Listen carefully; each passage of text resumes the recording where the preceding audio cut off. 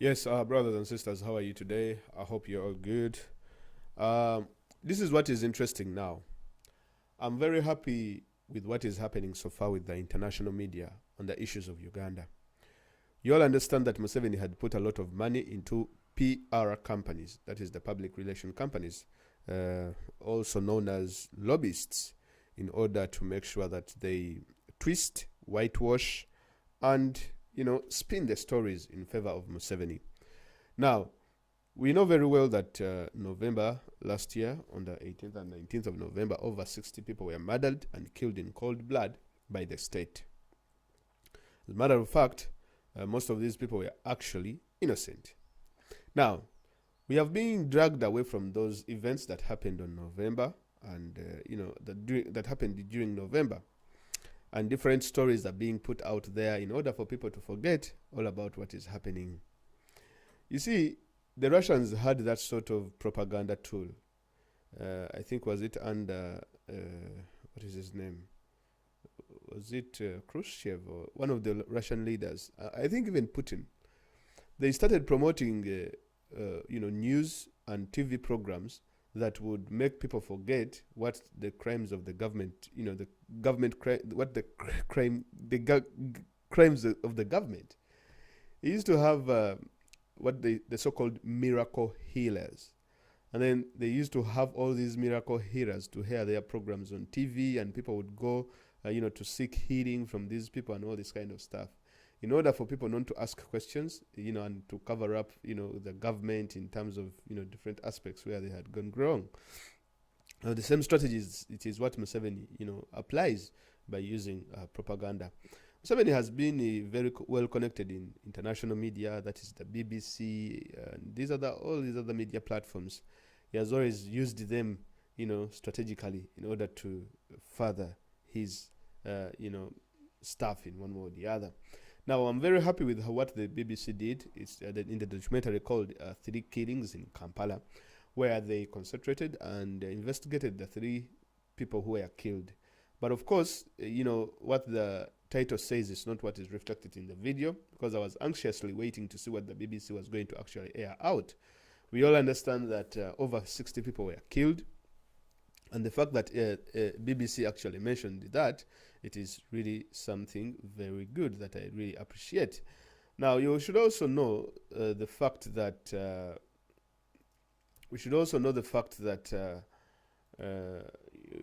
Museveni has been making sure that at least whenever BBC criticizes him, or whenever they write something about him, it's not so much as critical as it should have been, in one way or the other. But the story that the BBC has, this documentary they have released, though it has been a long time coming, it's not long overdue, I would say, but it took so long. So that's what we should be asking. Why did the BBC take so long? Now, most of the people, I've spoken to a couple of friends, white people here, and some of them never knew, what was happening in Uganda, how serious things were. And for them to see that, that people were murdered in cold blood and killed, and the government hasn't done anything, and the British government is still giving Museveni money, these people are actually frustrated, and they just can't understand these particular issues. I think last week, Vice also did a documentary about the kidnappings that are going on in Uganda. And I think the BBC should follow up this documentary with the documentary of kidnaps and murders that are happening now. Because we have these murders that were done on the streets, killing people left, right, and center. And then we also have murders that have been happening post-election. Now, this is really not so good news for Museveni. And the events that happened today, because I understand at the time of doing this video, there is a military general, Museveni's general, that has been murdered in cold blood. Now, whenever Museveni is under a lot of pressure internationally, at times he tends to do some couple of things to divert people away from the real issues. Because all of a sudden, people have given up, especially people whom you would have expected in Uganda to continue asking for accountability. The religious leaders, traditional leaders, and so on and so forth, of the people who were killed. But no one is coming out. All these religious leaders are hopping onto one thing and another, and they're not asking the right questions. They are not holding the government accountable on the number of people that were killed on November and, this kind of stuff. Now, this exposure, I don't know how Museveni is going to do it, but it really shows that his lobbyists have been now, are getting defeated because they no longer have the sway they used to have in these particular media agencies or media companies. And it's really good news for people who are in the struggle in Uganda.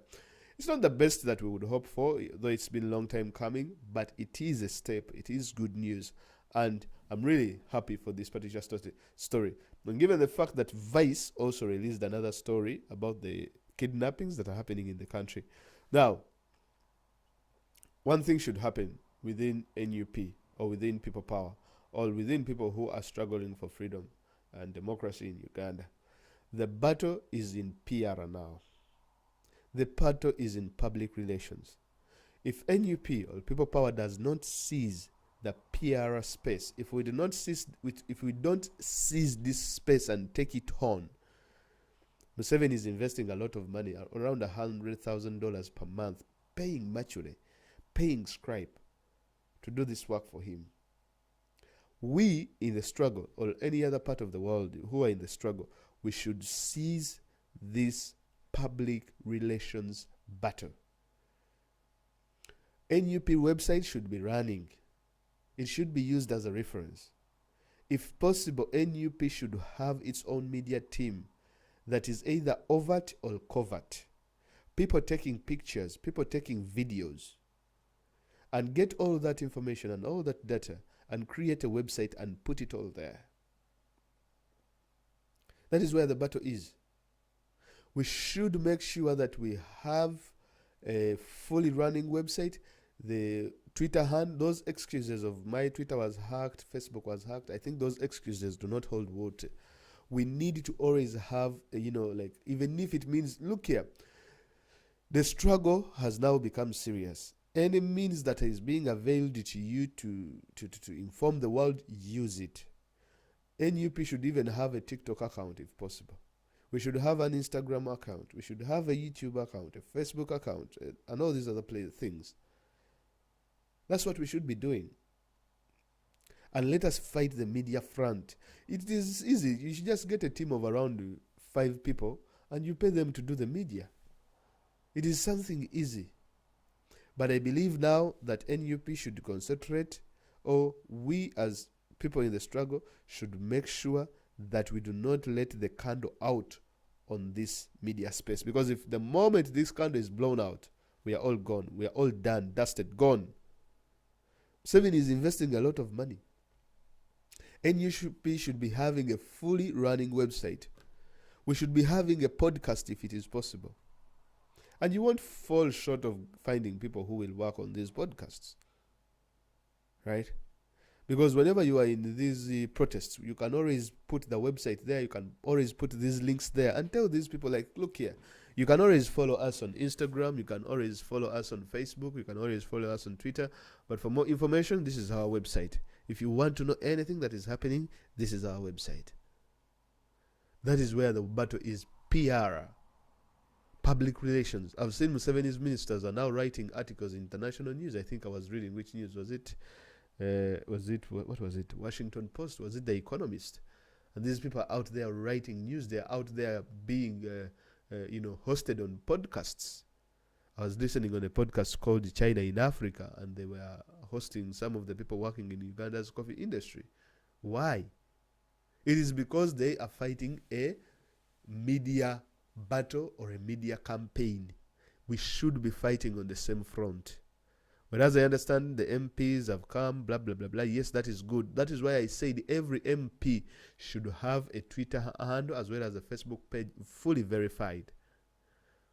And I also told people that, look here, for example, if we have like around 600 people who have been elected as councillors, mayors, and they have, particular positions, all these people should have Twitter or Facebook handles so that they can easily follow up. They can easily, send the message out there.